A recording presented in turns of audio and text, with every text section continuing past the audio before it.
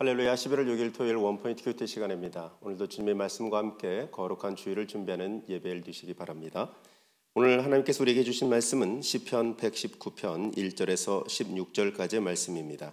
한 목소리로 합독하겠습니다. 행위가 온전하여 여호와의 율법을 따라 행하는 자들은 복이 있으며 여호와의 증거들을 지키고 전심으로 여호와를 구하는 자는 복이 있도다. 참으로 그들은 불의를 행하지 아니하고 주의 도를 행하는도다. 주께서 명령하사 주의 법도를 잘 지키게 하셨나이다. 내 길을 굳게 정하사 주의 율례를 지키게 하소서. 내가 주의 모든 계명에 주의할 때에는 부끄럽지 아니하리이다. 내가 주의 의로운 판단을 배울 때에는 정직한 마음으로 주께 감사하리이다. 내가 주의 율례들을 지키오리니 나를 아주 버리지 마옵소서. 청년이 무엇으로 그의 행실을 깨끗하게 하리이까? 주의 말씀만 지킬 따름이니이다. 내가 전심으로 주를 찾았사오니 주의 계명에서 떠나지 말게 하소서. 내가 주께 범죄하지 아니하려 하여 주의 말씀을 내 마음에 두었나이다. 찬송을 받으실 주 여호와여, 주의 율례들을 내게 가르치소서. 주의 입의 모든 규례들을 나의 입술로 선포하였으며 내가 모든 재물을 즐거워함 같이 주의 증거들의 도를 즐거워하였나이다. 내가 주의 법도들을 작은 소리로 읊조리며 주의 길들에 주의하며 주의 율례들을 즐거워하며 주의 말씀을 잊지 아니하리이다. 아멘. 이 시간 행실의 정결함을 얻는 비책이란 제목으로 목사님께서 말씀 전해주시겠습니다. 네, 오늘 이제 토요일이 될 때 여러분 어떻습니까? 긴장이 이완만 되십니까? 오늘도 편안함과 또 자유함을 누리시기 바랍니다. 그러면서 아름다운 그런 사랑하는 연인을 만나는 마음으로 주님을 만나는 거룩한 설레임이 여러분에게 있기를 바랍니다. 내일은 그래서 복된 주일. 이제는 우리가 마스크를 끼고 손소독하면 전 세계가 위드 코로나를 가고 있어요. 물론 그 다음에 돌파도 있지만 치명률에 대해서는 이미 많이 이제 낮춰졌기 때문에 독감 수준이다 인정하고 지금 네덜란드에는 완전히 목욕탕이든 어디든 100% 오픈하고 마스크도 끼지 않도록 이렇게 할 만큼 하고 있는데 동남아의 이제 싱가포르나 이런 나라들은 처음에는 제로였다가 이제 아마 지금 그 델타 변이 때문에 좀 더 확진율이 높아지지만 이제 이거 통과하게 되면 또 그러나 이게 컨트롤이 된다는 거죠. 어쨌든 그러나 우리가 조심해야 되지만은 오늘 이 코로나가 왕처럼 우리를 짓누르는 데서는 자유하셔야 돼요. 여러분 코로나가 없어지기를 기다리는 분은 아마 한평생 동안 예배 못 드릴 거예요. 어떤 형태든 나를 지켜주신 하나님께 감사하고 스스로 손소독하고 자기를 관리하면서 예배하는 자에게는 이것도 또 하나의 하나님이 나를 한 단계 올리는 높은 축복의 기회가 되는 것이죠. 자, 오늘 시편 119편 보면 행실의 정결함을 얻는 비책이다 하는 말씀을 했는데 여러분 이 성경은요 오늘 우리에게 분명한 얘기를 합니다. 무슨 말인가 하면 마태복음 5장 48절에 오늘 주님 뭐라 그랬어요? 그러므로 하늘에 계신 너희 아버지 온전하신 것 같이 너희도 온전하라. 자, 이 말을 들을 때 여러분 온전해질 수 있어요? 그런데 우리 주님은 온전하라는 거예요. 자, 늘 말씀하지만 천국 가서는 절대적 완전에 이르게 돼요. 그건 말할 필요도 없어요. 지상에서 해야 하는 얘기입니다. 에베소 4장 24절 말씀에 의와 거룩과 진리의 형상을 회복하는 거예요. 그 어떻게 가능할까? 우리는 바른 방향이 있을 때 가능해요. 율법의 순기능, 율법은 바른 방향을 제시합니다. 그래서 성경을 읽을 때 엄청난 여러분 남들보다 앞서갈 수밖에 없는 것은 철학 때문에 이성 때문에 과학 때문에 한참 인생을 허비하고 정력을 허비하는 사람이 하나님 말씀으로 바로 방향을 잡고 그 길을 이미 가고 있기 때문에 다른 길은 갔다가 마지막에 막힌 그런 최종적인 막힌 길이었기 때문에 돌아오게 되지만 이 길을 가는 사람들은 쭉쭉 승리의 길을 갈 수 있기 때문에 지혜에서 승리하고 인생의 참 자녀로서 승리하는 거예요. 그래서 오늘 이 1절 2절 뭐라고 말합니까? 그 유명한 시편 110편은 행위가 온전하여 여호와의 율법을 따라 행하는 자를 가르쳐주는 책이에요. 그런 사람은 복이 있으며 여러분 복을 다 추구하잖아요. 오늘 시편 1편 1절에 복 있는 사람은 악인의 꾀를 좇지 아니하고 죄인의 길에 서지 아니하며 오만한 자의 자리에 앉지 아니하고 오직 여호와의 율법을 즐거워하며 그 율법을 주야로 묵상하는 자로다. 내재화시키고 내 몸에 완전히 체질화시키고 내 깊숙한 어떤 면에서 보면 이 슈퍼 이고와 이드까지 내려가서 말씀이 나를 지배하는 사람이야말로 복 있는 사람이다. 우리는 그렇게 설명해 볼 수가 있어요. 그러니까 행위가 온전하여 여호와 율법을 따라 행하는 자들, 이게 복 있는 사람이다 이겁니다. 나중에 보면 참 복이 뭔가, 여러분 요즘 젊은 애들, 초등학생들 핸드폰에 그 통화에 제가 신문 기사를 보니까 70% 넘게 성적 얘기를 거기서 보고 그걸로 이렇게 통신을 하고 그걸로 뭐 이렇게 다운로드를 받고 뭐 그런 거 한다는 거 아니에요? 응?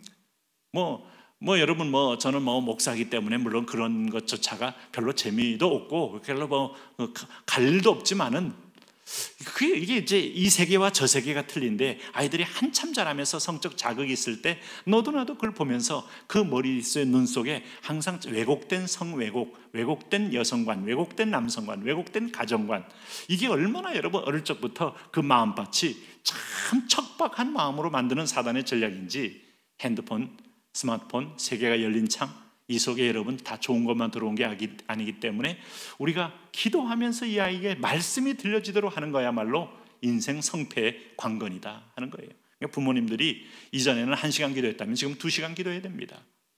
그거 안 하려면 자녀 양육 아마 포기하다시피 한 거예요. 그래서 기도가 먹은 아이가 성령님 만나고 음성도 듣고 하는지, 여러분 그거 안 된 아이가 매일 핸드폰 가지고 노닥거리면서 그저 자기만의 여러분 은밀한 어떤 그런 자극적인 세계에 탐닉하고 빠져다 보면은, 또 그런 것에 연동되어서 하다 보면 그 아이에게 있어서 죽음의 문이요, 지옥의 문이요, 사망의 문이요, 이렇게밖에 열릴 수 있는 게 왜 더 있겠습니까? 그래서 2절에 여호와의 증거들을 지키고 전심으로 여호와를 구하는 자는 복이 있도다. 이게 기도입니다. 여호와를 구하라 하는 말이 얼마나 복된 말인지, 여호와는 복의 원천이고 복의 소스이기 때문에 여호와를 구하는 자. 오늘 여러분 코로나 때는 백신을 구하잖아요. 네? 오늘 몸에 상처가 나서 피가 계속 나오면 지혈제를 구하잖아요. 오늘 우리가 암덩이가 있으면 암을 녹이는 약을 구하는데 없잖아요.